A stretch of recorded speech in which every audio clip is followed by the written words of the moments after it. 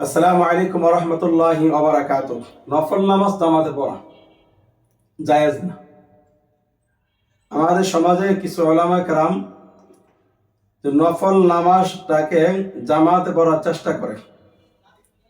যেমন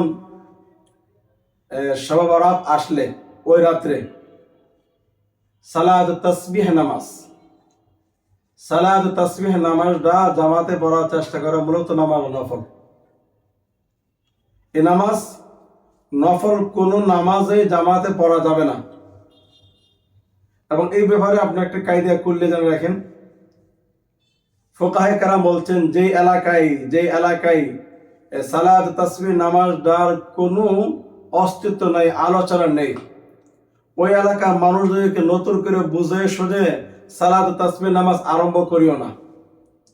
হ্যাঁ, যেখানে এই নামাজটা প্রচলন আছে নিজেরা পড়ে, ওখানে হঠাৎ বাধা দিও না, তাহলে ইসলামের ক্ষতি হবে। যেখানে নেই এখানে নতুন করে আবার মানুষ উদ্বুদ্ধ করে আরম্ভ করা যাবে না। আর যেখানে আছেন ওখানে হঠাৎ বাধাও দেওয়া যাবে না।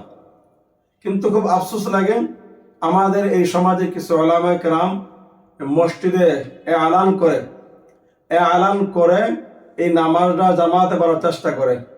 সালাত তাসবিহ নামাজ, যে নামাজটা পড়তে প্রায় 1 ঘন্টা সময় লেগে যায়। এই নামাজের কিছু নিয়ম কারণ আছে, এই নিয়মগুলো আদায় করে নামাজের ভিতরে সালাত তাসবিহ নামাজ সহ যত ধরনের নফল নামাজ আছে, কোন নফল নামাজ জামাতে আদায় করা যাবে না। জামাতে আদায় করবেন যে নামাজগুলো রাসূল সাল্লাল্লাহু আলাইহি ওয়াসাল্লাম থেকে বর্ণিত আছে জামাতে পড়া, ঠিক এই নামাজগুলো আমরা জামাতে পড়ার চেষ্টা করব। সালাতুত তাসবিহ নামাজ জামাতে পড়ব না, এটা হচ্ছে আমাদের আকীদা। আমরা বিশ্বাস করি যেহেতু আল্লাহ রাসূল সাল্লাল্লাহু আলাইহি ওয়াসাল্লাম কোন সাহাবা কেরামকে নিয়ে নফল নামাজ জামাতে পড়া নাই, অতএব আমরাও সেই নফল নামাজ জামাতে পড়ব না ইনশাআল্লাহ। আসসালামু আলাইকুম ওয়া রাহমাতুল্লাহ।